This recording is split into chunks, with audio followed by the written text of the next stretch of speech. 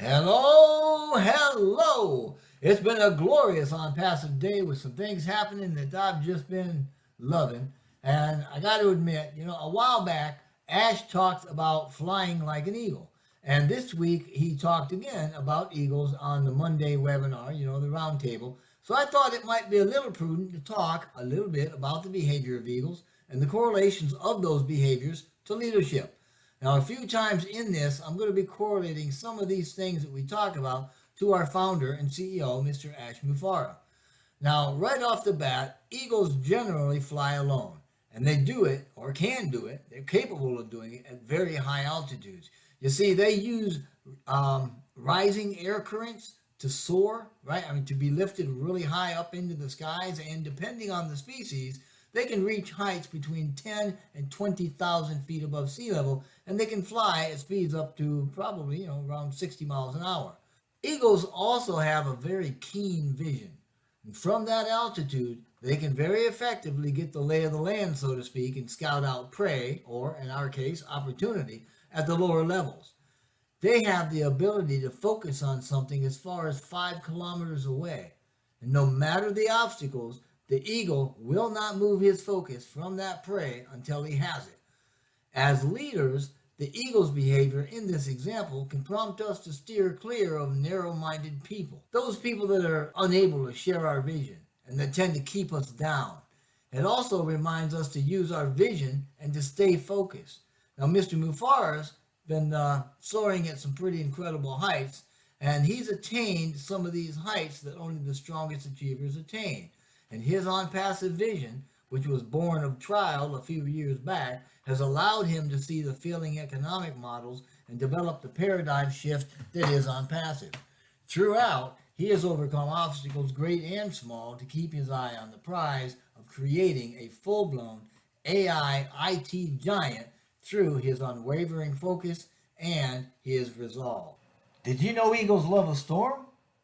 Well, they may not love it, but neither are they afraid of it.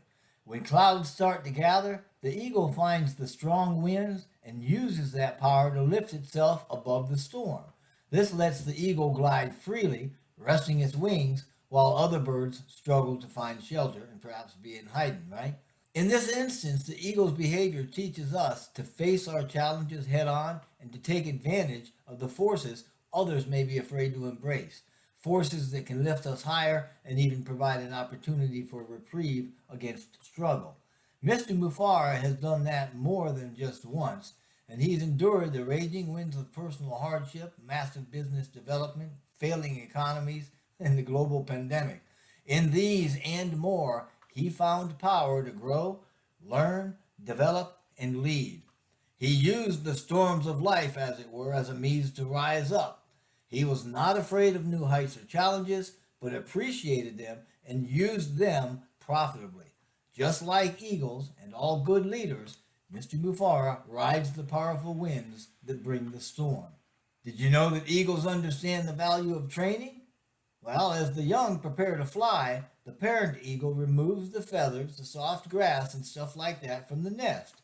This causes the nest to be rather uncomfortable, and fledglings will take flight sooner because, quite frankly, they find it unbearable to stay there.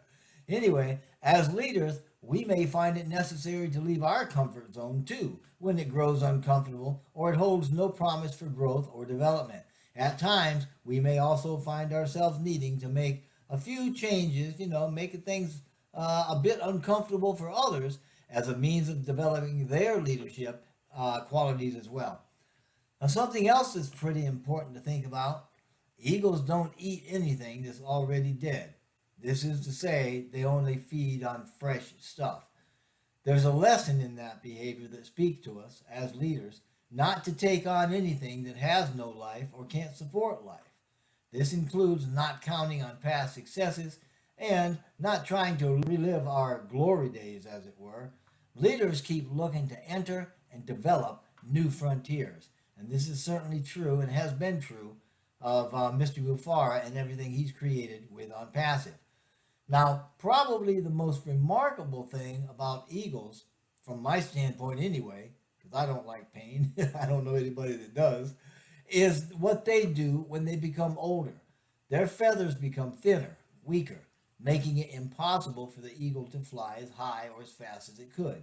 Advanced age and weakness could cause death. So the eagle moves to a place quite far away, usually in the mountains. While there, an eagle will pluck out the weak feathers. The eagle will also break its beaks and claws on the rocks until he is completely bare. Now, this is a pretty bloody and painful process, but the bird stays there until he's grown new feathers, new beaks, new claws, and the like. And then out he comes, out flying higher than ever before. Now, obviously, I'm not suggesting anybody chew their fingernails raw or pull their hair out, but how does this correlate to a leader's behavior? Well, along with not hanging around others that tend to bring us down and not relying on past performance or successes, we sometimes need to let go of old habits. Now, this is to say that we need to let go of things that hinder us or hold us back from achieving our full potential, those things that are burdensome and provide no value. Mr. Mufara has done this in spades. He has forsaken past endeavors and created brand new models. He's forged a new path and created a whole company with an entire digital ecosystem from the ground up. There's nothing old or secondhand about it. It's fresh, cutting edge, and top notch. He's left old partnerships behind and made new ones. Some of those previously known to him that couldn't keep up, couldn't agree, couldn't catch the vision, dropped by the wayside. Others who have seen what he's doing, understand where he's going, adopted his vision, have been lifted to new heights, heights that they've never reached before. I'd like to say that I am one of those people. Now, for those of us that seem to have folks that are always around picking at us, right, seemingly wanting to bring us down or behave negatively towards our lives or our efforts or our work, take heart. Eagles experience some things that are just about like that, I guess, something like that. It's called a raven. And I believe the raven is the only bird that dares to bother an eagle. I don't think it's too bright of him, but, he does it anyway. Now, the raven will actually land on the eagle's back, and it'll start biting the eagle's neck. Why he does that, I have no idea. It seems suicidal, but anyway, the eagle does not fight with the raven. It doesn't even open and respond to it. Not even when the thing is on his back pecking at him, right? Like most leaders, the eagle has a plan, a strategy, if you will. It just opens its wings and it starts flying higher. Now, the higher the flight, the thinner the air. Before long, it's hard for the raven to breathe. Eventually, the lack of oxygen is going to cause that raven to pass out and fall. Now, what's the lesson here for us? Well, that not all battles need an in-kind response. We don't have to fight fire with fire, so to speak. Just like we don't have to give all the arguments, nor the critics, nor the cynics, an open response, right? They don't need to be able to provoke a response from us. We need to continue to lift our standard, and the opposition is going to fall by the wayside. Many leaders practice this, some of them unintentionally. Mr. Mufara is no exception. He's faced a great deal of opposition, ridicule even, from a lot of different sources and from many different directions. But he does not offer a petty response to the negativity. He dismisses it and remains focused. As a result, those that would offend simply fall away, much like the raven. So, as leaders, let's remember these things. Let's soar high. Let's stay focused and not let others bring us down. We need not let narrow-mindedness, selfishness, and egocentric behavior command an open response from us.